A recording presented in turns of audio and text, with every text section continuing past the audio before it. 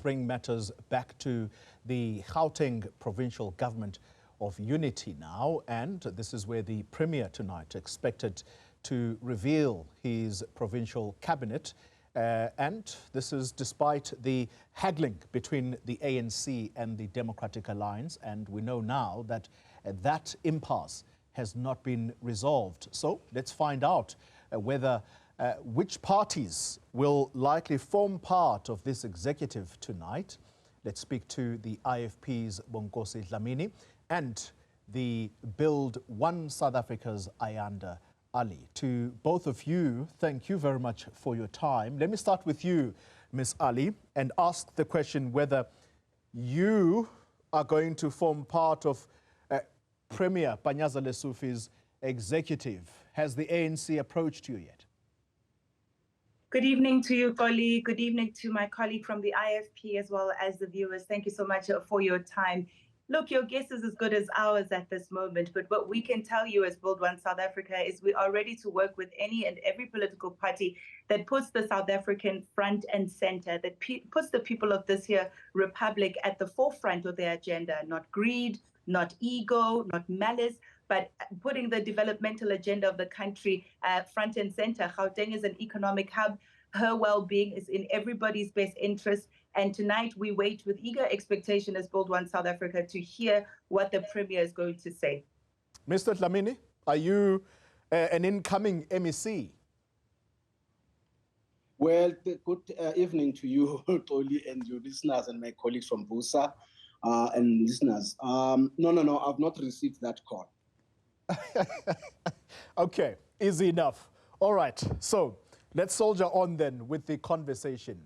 John Steenhuisen says something very interesting here. Ayanda Ali Payne, this is today when he was interviewed on the sidelines of the swearing in Cape Town, and he says if the Gauteng executive is going to be without the DA, well, that's unfortunate, but good luck to them in getting budgets passed and you name it. Are you worried that this probably might be the most fragile unity government? I think it's rather unfortunate that any political party can look to grandstanding and opposing for the sake of opposing. So is Mr. Steenhuisen suggesting that should the Premier put together a formidable team, or, you know, the MEC have quite a responsible budget, that they will oppose just for the sake of opposing? It sounds very bitter. It sounds, if I may say, very childish. We as Build One South Africa have always said if any political party comes up with a good idea, we will support that. Any idea that advances the cause of South Africa, we will support, regardless of which political party suggests that. So to say that you're going to make it difficult for any government just because you've got sour grapes or you're feeling bitter is, I think, very unfortunate. Mr. Dhlamini, the Democratic Alliance, in their rejection of being part of this executive because they feel the ANC is being unfair based on the electoral outcome, there's a particular sentence in their statement that has gotten me thinking, and I'd like to put it to you as a question. It says, and I quote, "We will not be functionaries who rubber stamp decisions by or made by an executive that is evidently intent on keeping us on the edge of the fray." Whichever smaller party joins this provincial government of unity, are you of the view that they will simply be a means to an end by the ANC? In other words, they're going to be exactly what the DA describes here, functionaries whose only job is to rubber stamp whatever ANC wishes come along.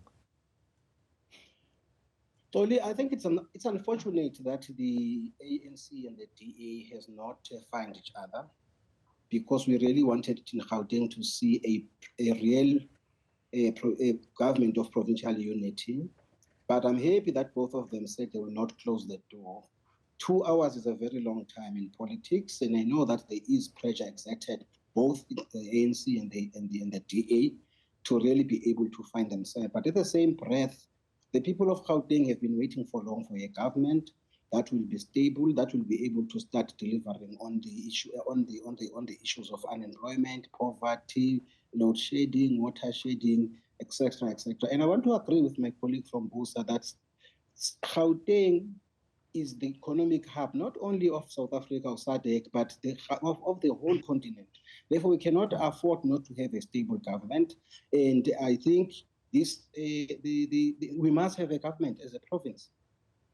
And when you look at the statement of intent, there is no majoritarianism there where if the decisions will be taken on voting.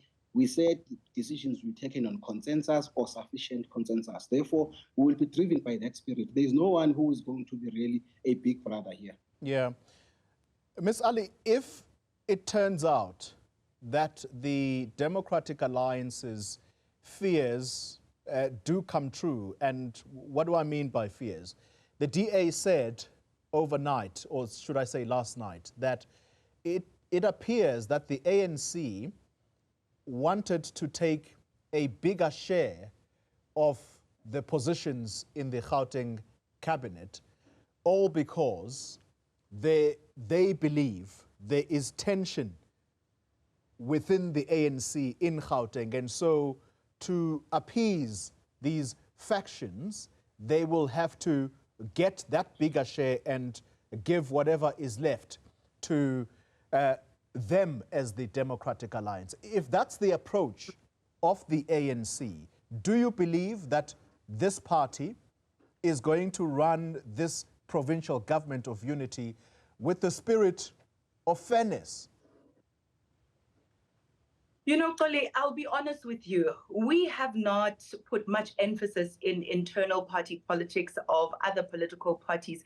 I must just say, and this might come across as a little bit arrogant, but we are so confident in our ability to fulfill the mandate that South Africans have given us that it matters very little, actually, what is going on inside the ANC or the DA or between the two parties. We are certain that we will be able to, once a government is formed, we will be able to conduct oversight thoroughly. We'll be able to hold the executive to account. We'll be able to make sure that there's public participation. We'll make sure that there's cooperative governance. We are fully confident in our ability to stand and be able to mobilize support from the other political parties, bearing in mind that there's just one member in the provincial legislature.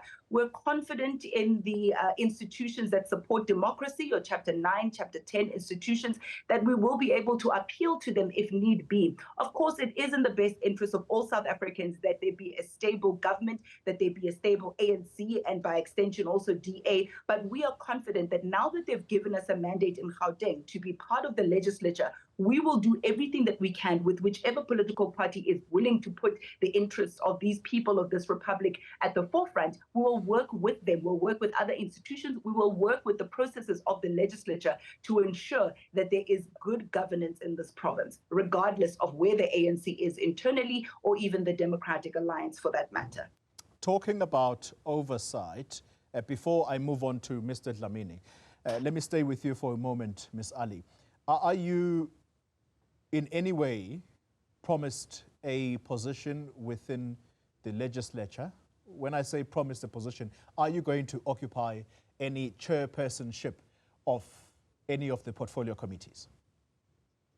We've not asked for any position. We've not asked for chairmanship. We've not asked for any position even in the executive. All we have done now is to make sure that we learn as much as we can about the powers that we have in the legislature. Even as an ordinary member, there's incredible things that can be done and achieved if we work together with other political parties. And as I said, as well as other institutions that support democracy, no requests were made. Therefore, no promises were made as well. And I think it's important to note that my leader, Musi Maimane, has gone to great lengths to call all political parties together to say we ought to be having these discussions in the public, in the open, transparently, so we know who wants what and be able to see where the problematic areas are. Those calls were not heeded to, so we can only but hope that the Premier, as well as those around him, will make wise decisions about who they appoint, and failing which, we will be there to hold them to account.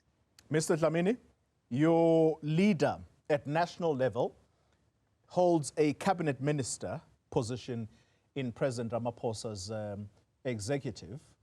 Are you among those that are going to be chairing any of the portfolios in the Gauteng Legislature? I mean, as I said, that the IFP has taken this posture of not really discussing these matters through the media. But as the IFP, we are part of the statement of intent, because we are respecting what the voters have said, that we must all work together. Therefore, as I said in my initial answer to you, that I have not received that call. Therefore, if I receive that call, I think a decision will be taken at that time.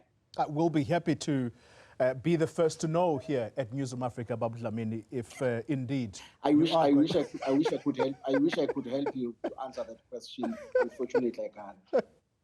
All right, I'm going to leave the conversation there. I cannot say that I didn't try. I have tried. Thank you both very much for your time. Bonginkosi Dhlamini is the IFP leader in Gauteng province and in the provincial legislature here in Gauteng, and Ayanda Allie is with Build One South Africa. Thank you very much for your contribution to this discussion. All right, to this now, the case against the 3 suspects arrested in connection with a kidnapping will return to court on the 19th of July. The accused appeared in the Cape Town Magistrates Court today after they were arrested in Woodstock last month. Mlungisi Mbutu, Bongani Zulu and Zwelakhe Ngwenya are believed to have lured a 50-year-old man using a gay dating app. This is called Grindr. They then demanded money before releasing the victim. Yes, we can confirm that the 3 accused have appeared. They are charged with 3 counts of kidnapping, 3 counts of extortion, and 3 counts of robbery with aggravating circumstances. Their case has been postponed to the 19th of July for us to secure a Zulu interpreter. And after that, we will be able to decide on a date for a bail application. We can also add that the advocate for the state did mention in court that new charges have been brought up and they will be added against the accused. But those cases are not in the Cape Town jurisdiction. It's the same modus operandi where the victims are kidnapped and then monies are extorted from them. The National Prosecuting Authority is not ruling out the possibility of more arrests or charges. And the investigation is still continuing. We may end up with more charges and more accused. As we know now that initially we had 1 accused and 2 more victims came forward, and then we've got 2 more new victims also who have come forward. So we are likely to have much more charges against this accused and many more other victims. Well, let's stay in the court. One of the 5 suspects linked to the murder of 3 people in Kabe village, this is in the northwest, is allegedly related to one of the victims, Yvonne Sichoho, her 6-month-old son, Kia Mokhetse, and Doki Matsamai, or Motsamai, I should say, were killed 5 years ago, and their bodies were then dumped in pit toilets. Now, the suspects are applying for bail in the Molopo Magistrates Court. The matter resumes on Friday. One of the victims who was found in the pit toilet was related to accused number 5. Ya no kyara mongwe wa batho se tlhabelo ba kreileng kwa di toilet tse tsa kwa ntle tse o ne ana le kamano kapa ile lisika la molatofadiwa wa botlhana go ntse jalo go ntse jalo. Indeed so. What role did this particular person who was also found in the pit toilet, what role did he play in this case? In the case of the mother and the child? Yaanong ke batla go itse gore motswasetlhabelo yo setlentle ke karolo efe e aneng a itshameka mo kgetseng e re bua ka kgetsi e leng gore keng e tsenya yo motswasetlhabelo mme le ngwana ine le eyewitness mo kgetseng ya motswasetlhabelo wa ntlha wa bobedi. He or she was the eyewitness in the matter concerning the first and the third victim. first and the third victim. Oh, sure. Let's stay with this case. The investigating officer says residents are threatening to take the law into their own hands if the suspects are released. Baagi ga ba itumela and ba ikaeletse gore ga ile gore ba lotafadiwa ba tla gololwa then ba go feletsa ba ba bolaile. The community is not at all happy. Their intention is that should the accused persons be released on bail, they will take the law into their hands and kill them. To this now, it's almost a year after 76 people died in a fire at the Usindo building in the Johannesburg CBD. An inquiry into the inferno found that the city of Johannesburg and its property company abandoned this structure